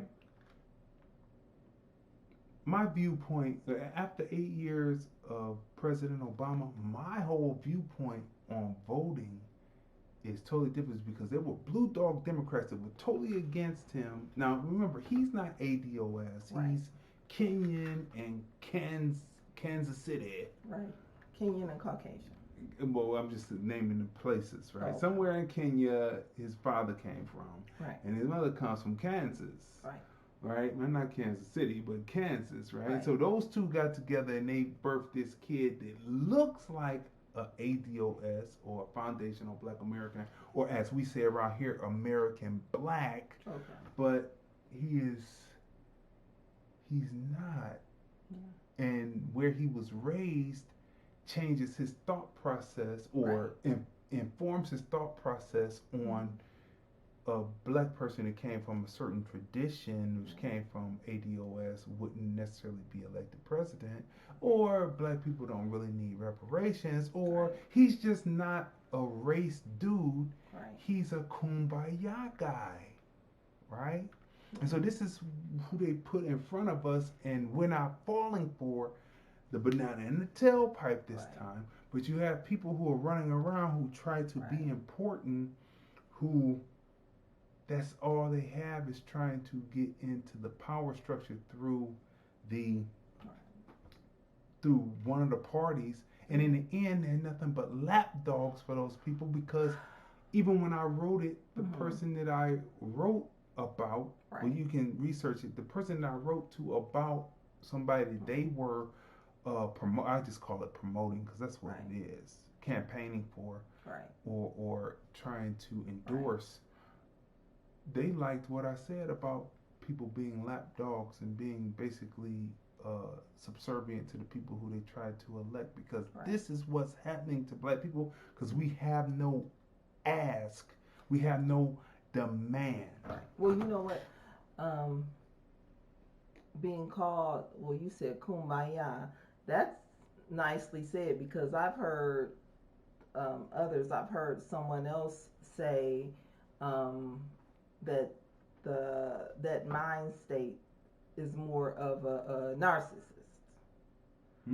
So I could agree with that, because he didn't come out. But anyway, we're not talking about Obama. We're not talking about Obama, right? We are talking about, you know, what this hamster wheel that we have to get off of the psychological horror of being TNA. So let's continue. So in any great movie, there's always great. There is one thing more. And I had to put this in here because she's singing it. She is really singing. There's one thing more. You can bet my love is true.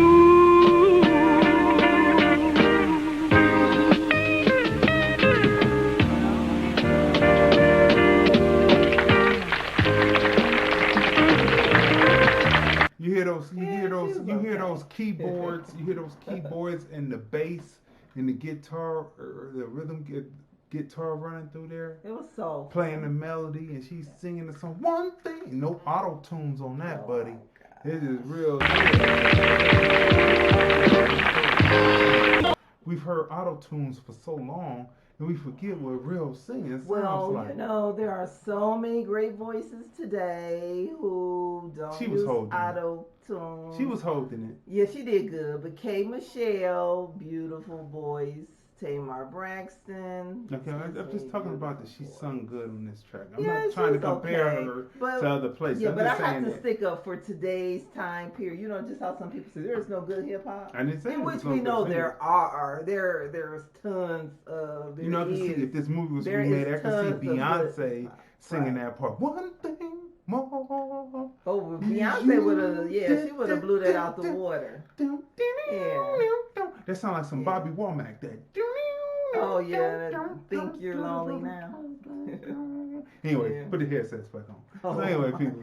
So there's more, right? Because remember I told you that we're on this hamster wheel, and the people, when they feel like they are less than, or they feel like they're not in control, they want to do harm to black people, and it's already in film, so there's no mystery to it. Here we go.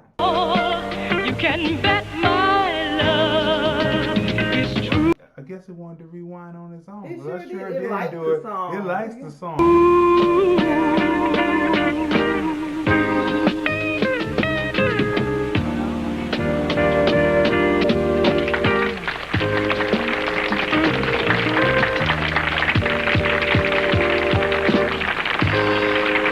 Thank you, fellas.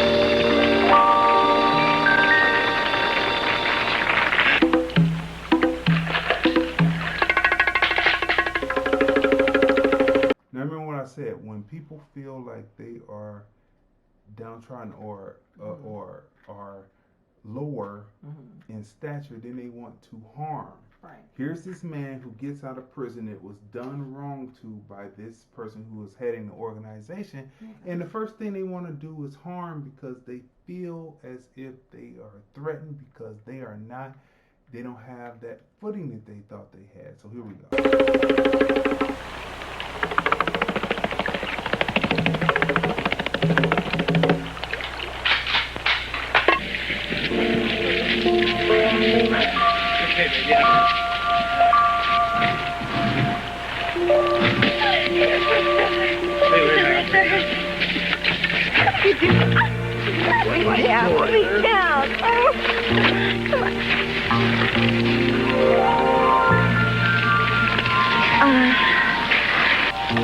I told you, you're not going to take Rob's place. Hey, it was you who invited me here today. Not for that.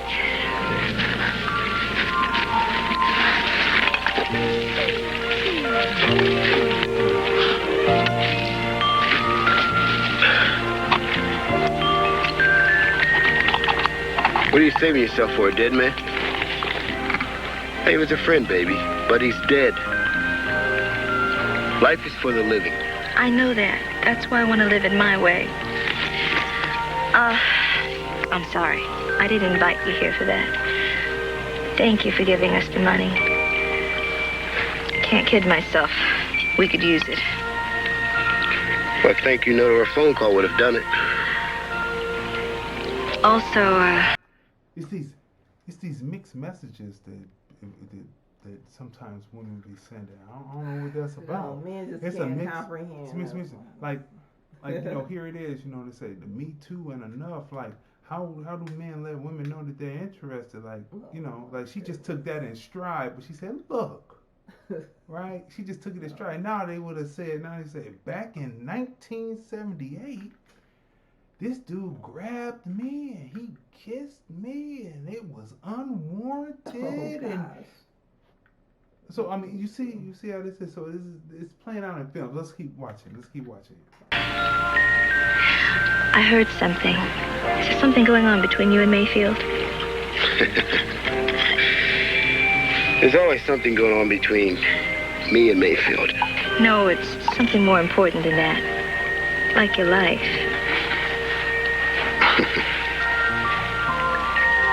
How does a little girl like you know so much about life and death?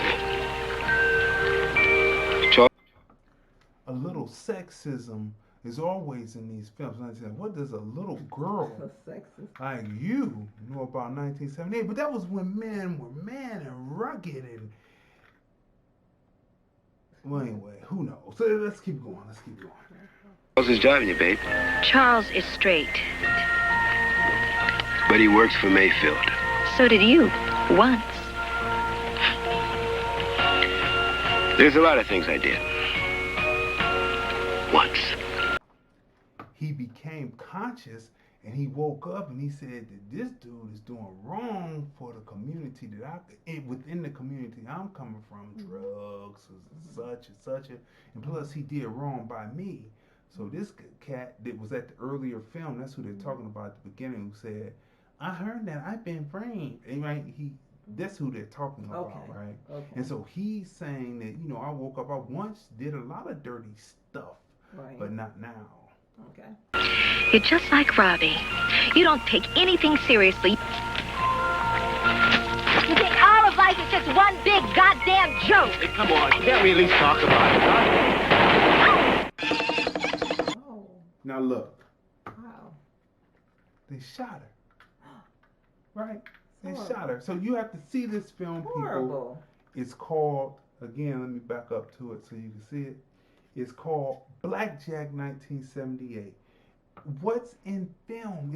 It's already been put down. We don't have to keep on being on this hamster wheel. Constantly going on the hamster wheel. Constantly going on the hamster wheel, right? Next week, we're going to be talking about another film that will help you get off the hamster wheel called Black Sister Revenge, 1974. Right? So this has been another great episode of the film review. Movies, music, culture, politics, and society. We are the husband and wife team. I'm Crazy D. I'm Tracey. And we review movies, music, culture, politics, and society. And we will see you next week on the film review. The Film Review. Movies, music, culture, politics, society podcast. Interviews, movie reviews, and more. Live Sundays at 5:30 p.m. on the Film Review Live channel. Subscribe. Hi, this is Bernadette Stannis, Thelma from Good Times, and you're watching the Film Review.